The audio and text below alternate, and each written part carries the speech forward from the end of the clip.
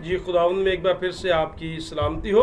दूसरा सवाल जिस पर हम गौर करेंगे, पहले हिस्से में हमने ये जाना था कि बाइबल मुकद्दस में इल्हामी तौर पर खुदा ने कितने रोज़ों को मुकर्रर किया।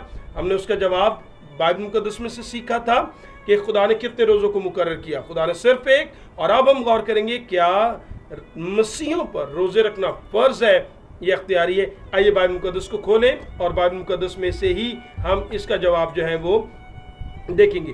दूसरे सवाल दूसरे पार्ट में, पहले पार्ट में हमने ये देखा था कि खुदा ने फर्जी तौर पर खुद जो मुकर्रर किया वो सिर्फ एक रोजा था और वो 7वें महीने की 10वीं तारीख यौम कफारा के दिन था, जब बनी इस्राएल कौम खुदावंद के हुज़ूर आते और लिखा है अपनी जानों को दुख देते थे। और ये 7वें महीने की 10वीं तारीख जो एबार की किताब में तहरीर है। लेकिन अगर हमसे कोई ये जानना चाहे क्या एक रोजा तो खुदा ने खुद फर्जी तौर पर सालाना एक रोजा ठहराया था, लेकिन क्या इसके अलावा मसीहों पर रोजे रखना फर्ज है?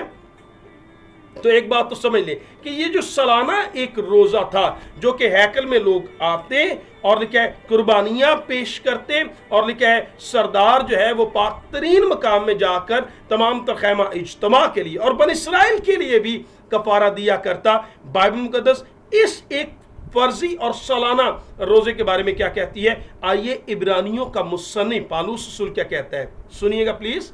10वें बाब और उसकी पहली 2 आयत, क्योंकि शरीयत जिसमें आइंदा की अच्छी चीजों का अक्स है और उन चीजों की असल सूरत नहीं, उनमें एक ही तरह की कुर्बानियों से जो हर साल बिला नागा गुजरानी जाती थी पास आने वालों को हरगिज कामिल नहीं कर सकती, वरना उनका गुजराना माकूफ ना हो जाता। सो याद रहे बाइबल मुकद्दस में तो साफ और वाज़ह तौर पर लिखा है कि खुदावंद यीशु मसीह के कफारे की बदौलत यीशु कुर्बान हो गए। उसके बाद हमें किसी दुनियावी सरदार काहिन या दुनियावी हैकल जहां पर हमारे लिए किसी बकरे या किसी बछड़े को कुर्बान किया जाए, और ऐसी कुर्बानियों की अब कोई जरूरत नहीं।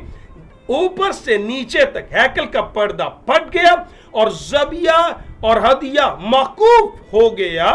उसके बाद हमें ऐसे किसी फर्जी रोजे या ऐसी किसी हैकल या ऐसे किसी सरदार काहिन की जरूरत बाकी नहीं रही। और मुकद्दस कलाम में साफ पालूस रसूल कुलसी की खत्म में लिखता है अब हम पर कोई उन चीजों के बारे में, मतलब उन ईदों के बारे में कोई इल्जाम ना लगाए कि अब हम वो यौम कफारा और वो रोजा क्यों नहीं मनाते। सो ये एक बात तो क्लियर हो गई कि क्या हम पर वो सालाना रोजा एक रखना फर्ज है?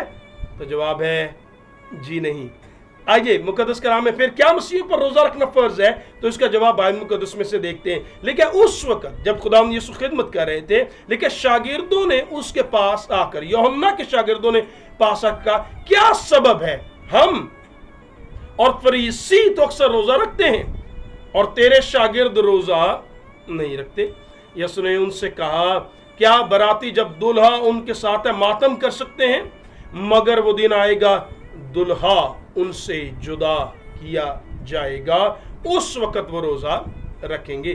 तो यीशु मसीह ने अपनी जमीनी खिदमत में वाज़ह तौर पर कहा, यीशु ने साफ अल्फाज में कहा कि अब दुल्हा बरातियों शागिर्दों के साथ है, लेकिन वक्त आएगा कि दुल्हा जुदा कर दिया जाएगा। और यीशु वक्त आया जब आलमे बाला पर उठा लिए गए और लिखे यीशु ने कहा जब दुल्हा जुदा हो जाएगा उस वक्त चर्च कलीसिया मुकद्दसीन आपकी और मेरी बात हो रही है कि यीशु ने कहा वो रोजा रखेंगे। अब ये नहीं लिखा कब रखेंगे, लेकिन लिखा है रखेंगे। और फिर यीशु मसीह ने खुद ये तालीम दी कि जब तुम रोजा रखो तो रियाकारों की तरह सूरत उदास ना बनाओ। अब याद रहे अगर मसीह को रोजे सिरे से रखने ही नहीं तो फिर इसके बारे में तालीम देने की जरूरत भी नहीं थी। सो अब मैं ये कहना चाह रहा हूं कि हमें ये समझना पड़ेगा क्या मसीहों पर वो सालाना रोजा रखना फर्ज है?